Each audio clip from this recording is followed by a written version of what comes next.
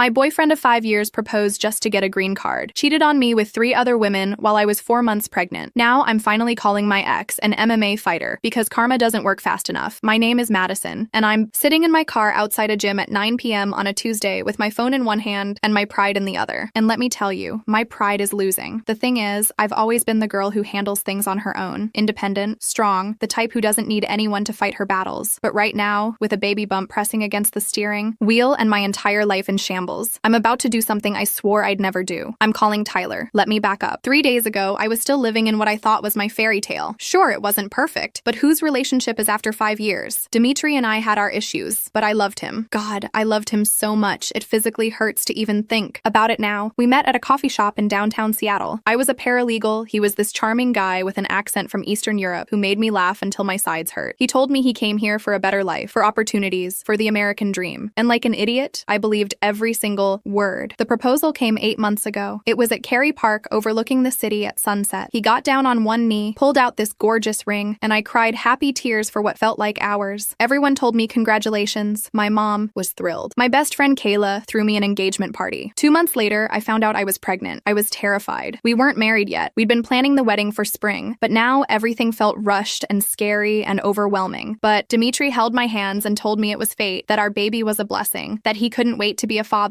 More lies. The wedding got pushed up. We did a courthouse thing with just close family. His mother flew in from Moldova, crying tears of joy. My dad walked me down the aisle in my simple white dress, and I felt like, despite the chaos, everything was falling into place. That was 4 months ago. 3 days ago, I was cleaning our apartment because nesting instincts are real, and apparently, I needed to reorganize the entire closet at 7 a.m. That's when I found Dimitri's old phone. The one he said died and he was keeping for parts or whatever. It wasn't dead. I turned it on. I don't even know why. Maybe it was intuition. Maybe it was the universe finally deciding to stop screwing with me. The battery was at 15%, and before I could even think about what I was doing, I opened his messages. There were 3 different conversations, 3 different women: Amber, Jessica, Brittany. And these weren't just friendly conversations. These were full-blown relationships. Photos, videos, voice messages where he used the same pet names he used with me, the same promises, the same lies. Amber thought she was his girlfriend. They'd been seeing each other for 2 years. 2 years, which meant he was cheating on me with her before he even proposed. Jessica was someone he met at his gym. She had no idea I existed. They'd been together for over a year. Brittany was the newest, only 6 months. But here's the thing that made my blood freeze. She was also pregnant, 5 months along. I sat on our bedroom floor, holding this phone, feeling my baby move inside me, and something in my brain just short-circuited. I couldn't cry. I couldn't scream. I just sat there, reading message after message, watching my entire life dissolve like sugar in hot water. Then I found the emails. Dimitri had been planning this from the start. There were messages to his cousin back home, talking about how he needed to secure his status, how he'd found the perfect target. Those were his actual words. Me. I was the target. He called me naive, easy to manipulate. He literally wrote, "She will do anything for love," with a laughing emoji. The proposal? Timed perfectly to coincide with his visa expiring. The pregnancy? He wasn't even sure if he was going to stay after he got his green card. There were conversations about going back to Moldova once he had permanent residency, or maybe moving to California where his cousin had a construction business. I was never part of his future. I was just a stepping stone. I don't remember standing up. I don't remember walking to the bathroom. But suddenly I was staring at myself in the mirror, 4 months pregnant, married to a stranger, and completely alone. That's when I heard the front door open. Dimitri walked in, gym bag over his shoulder, smiling like nothing was wrong, like he hadn't just destroyed everything. "Maddie, baby, why are you home? I thought you had that deposition at 9. I walked out of the bathroom holding his phone. The smile fell off his face so fast it would have been funny if I wasn't actively dying inside. "Madison, wait, I can explain." "Explain what? That you're cheating on me with 3 different women? That you married me for a green card? That there's another pregnant woman out there who thinks you're her boyfriend?" He tried to approach me, hands up like I was some wild animal. "It's not what you think. Those women, they don't mean anything. You're my wife. You're the mother of my child. Brittany is also carrying your child, Dimitri. Brittany is pregnant." That shut him up real quick. "How long have you known?" he finally asked. Not, "I'm sorry," not, "I can explain," just, "How long have you known? Does it matter? Madison, please, we can work through this. I love you. I love our baby. Those other women, they were mistakes. I'll end it. I'll end all of it. Just please." I laughed. Actually laughed. It came out bitter and sharp and nothing like how I usually sound. "You love me? You called me a target. You called me naive and easy to manipulate. You planned this entire relationship like it was some kind of business transaction." His face went pale. He hadn't expected me to find those messages. "Get out. Madison, get